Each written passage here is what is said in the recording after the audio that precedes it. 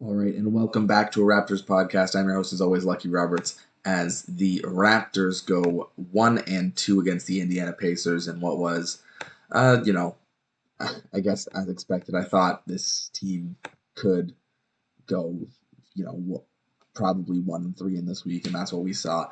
As the Raptors actually did win their first NBA Cup game this week behind a very strong Scotty performance against the Indiana Pacers. Okay, R.J. Barrett had 29 as well.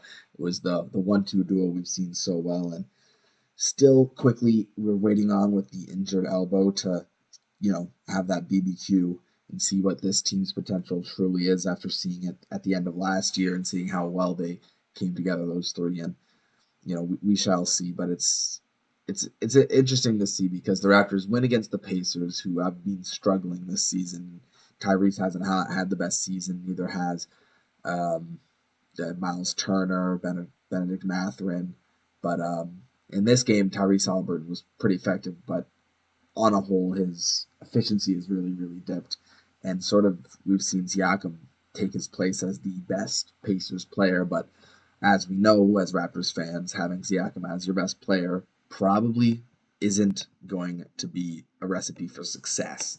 And the Pacers are currently 9-13, and you look around their squad, they're starting Andrew Nemhard off the bench. They have a couple of guys, TJ McConnell, who usually gives them good minutes. Obi Toppin's a good bench guy. Um, we don't see any of Ben Shepherd. He has a left oblique, so a couple of injuries to blame. But Jarris Walker also coming off the bench. They don't have a ton here, and especially when Tyrese Halliburton isn't running the offense and they're scoring a ton of points, their defense isn't good enough to keep them in these games. And the Raptors have taken both games against the Pacers this season because of it.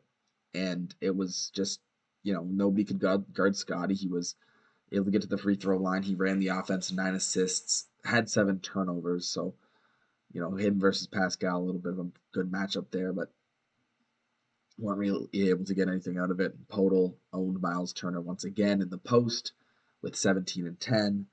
R.J. Barrett was really, really efficient, got to the free throw line there. Miles Turner's rim presence isn't what it once was, and offense, as we've seen time and time again this year, offense is king, and the Pacers just don't have a really efficient offense with Tyrese Halliburton and Pascal Siakam, which is the one thing you thought they would have, but they're still trying to figure it out this season. Then we move on and played the Thunder, which was just a blowout from get go. The Raptors had a lead at 3-0, the first bucket of the game, a 3-point made by Scotty Barnes. But after that, the Raptors never had a lead again. We're stuck at 3 until 7 minutes left in the first. So a 5-minute drought after that, and Raptors end with 92 points. City Thunder 129. They are just a meat grinder. They are really incredible. Their starters only play 30 minutes in this one. Their bench is as deep as their offense as their starters are. And Kenrich Williams, you can see even AJ Mitchell was giving us buckets in this one. Um, Obviously, it starts with Shea. He had 35. Isaiah Hartenstein with 16 rebounds, which is exactly what they need him to do for them. And it's so impressive that the Thunder were able to do this, even still with Chet's injury, right? And obviously Hartenstein, that's why they brought him in from New York. That's why they have him here, is to come in, fill some backup minutes if he has to start, because obviously Chet's a fragile guy. If he needs to come in, he can give you good minutes. And Isaiah Hartenstein, doesn't take any shots, takes 3 shots. That's all he needs to, and just stands there, moving the ball, 6 assists, and getting rebounds and 16 boards. And Raptors without Pearl in this one, which is something to mention. Bruno Fernando is starting, which we might see a lot of more frequently if we do decide to move Fernando. If we do decide to move Pirtle, but Fernando just really couldn't handle Isaiah Hartenstein, which really tells you a lot about the type of quality center Bruno Fernando is. And We still hadn't had gotten Kelly Olynyk back, who came back against the Mavericks. But yeah, Shea just ate us alive with Jalen Williams. They're shooting, they're spacing, really, really incredible. Lou Dort, powerful defense. Williams, good defender. Shea can deal when he needs to. Hardenstein with good defense, and Isaiah Joe. And without Pirtle, this offense was lacking something for sure. And you didn't have the standout performances of RJ Barrett or Scotty Barnes that you need. Scotty Barnes almost with a triple double either way, though, which he's had basically every game. He's nearing a triple double, which is pretty impressive. But yeah, I mean, we were never going to beat the Thunder. We never had the quality of guy to beat the Thunder, but it's you'd like to see the team put up a little bit more of an effort. We're still trying to have a respectful tank, I think, but the Thunder are just a cut above what the Raptors currently are at. And I mean, look at this: 20 turnovers to 6. The Thunder led there. They led in rebounds, 3-point percentage. Raptors shot 24% from three, 35 from the field. You're not going to win many games with that many turnovers, with that many shots missed. So, you know, it happens from time to time. That's just how it goes. But for sure, you know, the Raptors need to limit those 28 points conceded off of turnovers. And with Pirtle, it's really hard to seal up the paint as well. But you know, like I said, it's something that we're gonna have to see because obviously Pirtle's name is in a lot of trade rumors, as is Bruce Brown. But and I think honestly, Bruce Brown coming and say, "Oh, I want to be a Raptor. I want to stay here. I want to do all this stuff," probably was told by Masai to say that. You know, I think it's most likely a ploy to increase his value, saying, "Oh, we can keep Bruce Brown if we want to. You know, we don't have to trade Bruce Brown." I think Bruce Brown wants out. There's a reason he hasn't played, and I'm sure he's injured. I'm sure he has some sort of injury, but I don't understand why he would want to stay in Toronto after what the fans have said. After um, we're a bad team, right? Like he's not getting any younger. He wants to compete for championships, and this is not a team that's going to do that. And so I think that was Masai telling Bruce Brown to say that. Pirtle, though, I think we have an opportunity to keep, especially because we just have no big depth at all on this team, especially when Olynyk's not playing. But I would like to see the Raptors capitalize on Pirtle's trade value because I think we can get a first round pick back for Pirtle at this point. I think we can get maybe a first round pick and a little something else, right? And that's, we're paying him $20 million a year. That's a lot for the type of quality big. And I was looking around the league, and there's not a lot of teams that need bigs. This City Thunder, if Chet somehow this injury he doesn't come back from it, sure, OKC maybe. Other than that, you're looking at the Warriors, who obviously Pirtle doesn't really fit the spacing, but they do need a big. You look at the Warriors, and you're looking at like the Orlando Magic if they want to upgrade over Wendell Carter Jr. So, and I do think Pirtle's a big upgrade from that, but those are basically the teams that are eyeing out for Pirtle. And so there's a lot of good bigs out there. Just none of them play for the Raptors. And we are paying him upwards of $20 million a year. His value is probably as high as it's ever going to be. Maybe we cash in on Pirtle while we can. And I think Bruce Brown is also very much off of this roster come trade time. Bruce Brown, not really sure what we're going to get for him. We sort of need to see him return and actually play well, but I think there's a reason we're not playing him. He's not coming back is because I don't think we'd actually play him that much. But, we shall see. Anyway, we got destroyed by the Oklahoma City Thunder and then went on, and it was looking like it was going to be a similar game against the Mavericks, but the Raptors do fight back to close it within about 7 as the Raptors lose 118-125 to the Mavericks, and that was largely due to a scoring outburst from Grady Dick, who finishes with 27, had 4 rebounds as well. Obviously, he's a score-first guy and he was just firing the threes in this one. He had a couple of quick trigger threes where he's running off ball, stuff you'd usually see um, just only pure sharp, like Kyle Korver type moves, where he's just running off a pin down, off a screen, and quickly releasing. But the great thing about Grady is he can put it on the floor, he can finish, right? And he can play a little bit of defense. He can move the ball, he can pass. And so him also having that threat from the 3-point line really makes him just a dynamic player. And he showed it last night with 27. Um, would like to see him be a little bit more efficient, but he got hot early, and he's gonna keep chucking if he's hot. Um, yeah, 27 points is all you need to know, really.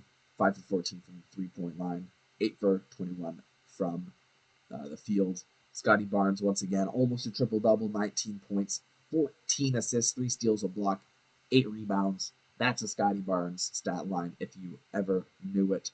RJ Barrett with 18 of his own. Jakob Poeltl with 20 and 7 of his own, with taking in 2 steals. And seeing Poeltl come back, seeing Kelly Olynyk back, we got to see, okay, who of this bench mob is going to get dropped out?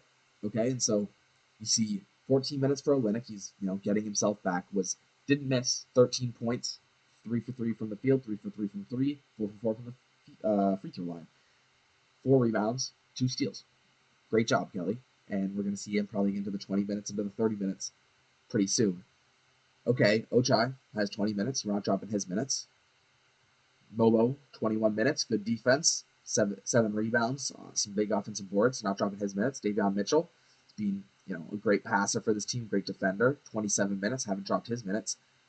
And Jacoby Walter even getting minutes here with 8 points, 3 assists, 2 steals, and pretty efficient. Missed some threes though, +6 as a whole. So the guys you see losing their minutes, obviously Bruno Fernando.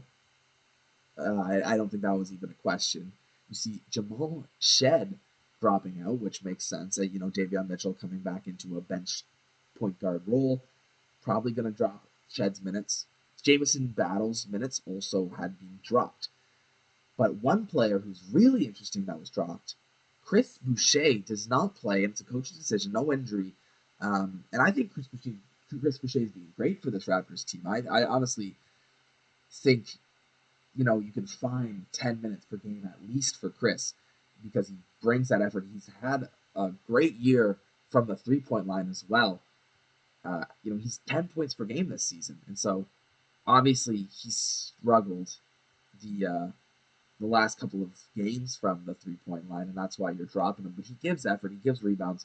It's just unfortunate that we aren't able to find him minutes. But if you're getting good minutes from Walter, from Mitchell, from Mobo, and obviously from Kelly, there's going to be an odd man out there, and it's Chris Boucher. I'm sure he'll have other opportunities this year, but once again, Chris Boucher's being tested, and usually he comes back with fire, with passion. But interesting to see him dropped from the starting lineup. As I haven't even talked about the Mavericks at all. Luka Doncic, just what a crazy game. I have him in fantasy, 30 points, 13 rebounds, 11 assists, 4 steals. That's good for 70 fantasy points. Huge for me winning my week. Kyrie also untouchable, even more efficient than Luka Doncic was, still scoring 29 points. I had a couple of buddies who were begging for Kyrie to get to that 30-point mark to get one bucket. Could not do so, and they went home unhappy after sports betting, which is a common thread with sports betting, by the way. Probably going to lose some money, probably going to be unhappy about it. Spencer Dinwiddie, Daniel Gafford. Interesting to see a lot of minutes from Prosper, but they have a good squad. They have a deep squad, deep enough squad. And once again, Raptors just, even with good games from Grady Dick, from Scotty Barnes, from Poeltl, not good enough of a roster to compete with the Mavericks at this point. But it's something we're building to, and especially with quickly back, I think that could change. But Kyrie, Luka, untouchable. Klay Thompson with 20 points as well. Could see some classic Klay pump fake shooting corner threes. Just obviously his game's going to age well, even though he has been an injury-prone player. He's a shooter, right? And a decent defender. That's sort of his defense has kind of dropped off with age, but he's still going to be able to shoot the shit out of the ball, and he did that today. 3 for 9 from the three, and got a couple of mid-range, got a couple of nice finishes in the lane as well. But that's going to do it for this week. I'm going to the game tomorrow against the Knicks, so that'll be a fun one to watch. I'll have everything to tell you guys about that one. I'm missing actually one of the only nationally broadcasted games for the Raptors this season, which is pretty funny, I think.